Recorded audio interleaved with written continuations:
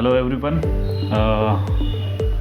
Here we are going to solve a paper that is MPSC paper for main exam.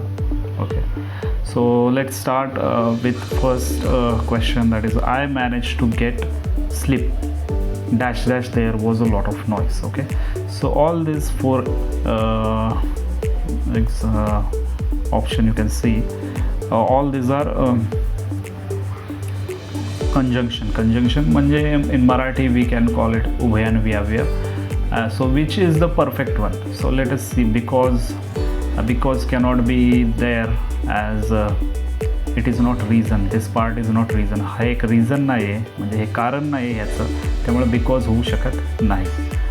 पुढचं काय, in spite of आणि because of हे दोन्ही पण होऊ शकत नाही, कारण की त्याच्यानंतर इथं you can see after that there was a lot of noise. हे this is there was a lot of noise is another sentence. Okay, ते एक वेगळं अजून एक वाक्य आहे. सो इन स्पाईट ऑफ आणि बिकॉज ऑफ कधी येतं, ज्या वेळेला त्याच्यानंतर नाऊन असेल त्यावेळेलाच इन स्पाईट ऑफ किंवा बिकॉज ऑफ येतं.